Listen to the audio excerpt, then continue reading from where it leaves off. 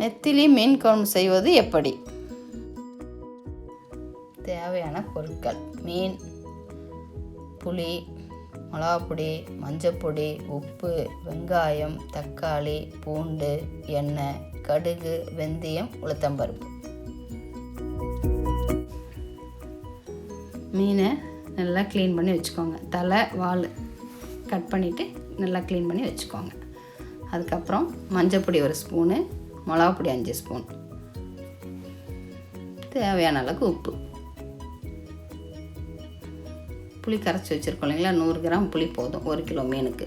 கரைச்சதை அதில் ஊற்றுங்க, நல்லா கரைச்சிக்கோங்க. ரொம்ப ஈஸிங்க, அரை மணி நேரத்தில் முடிச்சிடலாம் நெத்திலி மீன் குழம்பு. இதுக்கப்புறம் கடாய் வச்சுக்குவோம். கடாய் வச்சு எண்ணெய் ஊற்றிப்போம். எண்ணெய் ஊற்றிட்டு கடுகு, வெந்தயம், உளுத்தம்பருப்பு போட்டுட்டு வெடித்ததுக்கப்புறம் வெங்காயம், தக்காளி, பூண்டு போட்டு நல்லா வதக்குவோம். நல்லா பொன்னிறமாக வதங்கட்டும்.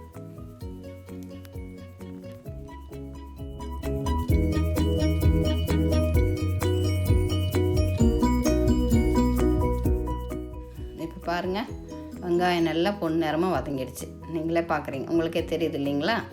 இப்போது நம்ம அந்த கரைச்சி வச்சுருக்கோம் இல்லைங்களா, அதை இதில் ஊற்றிடணும். ஊற்றிட்டு ஒரு 10 நிமிஷம் கொதிக்கிட்டுங்க. அவ்வளோதான்.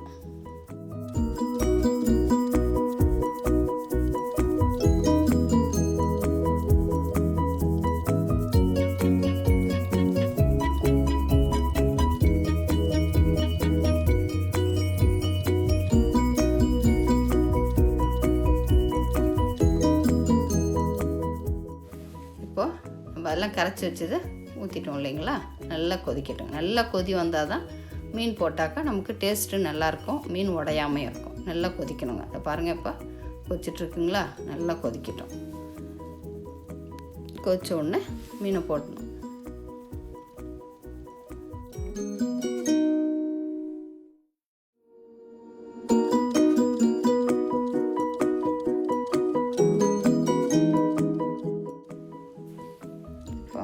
நல்லா மீன் குழம்பு கொதிக்குது இல்லைங்களா, நல்லா கொதிக்கணும். கொதிச்சா தான் நமக்கு நல்லா டேஸ்ட்டாக இருக்கும், மீனும் உடையாமல் இருக்கும். இப்போ நான் மீன் போடுறேங்க.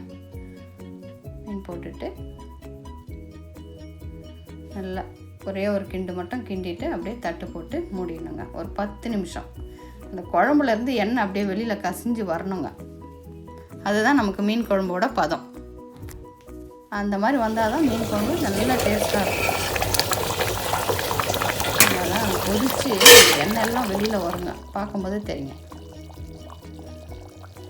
நல்லா பாருங்கள், இப்போ கொதிச்சு வருதுங்களா, லேசாக எண்ணெய் வருதுங்க. அதை பாருங்கள், இப்போ நல்லா எண்ணெய் வந்துடுச்சு. இதுதான் பதம்.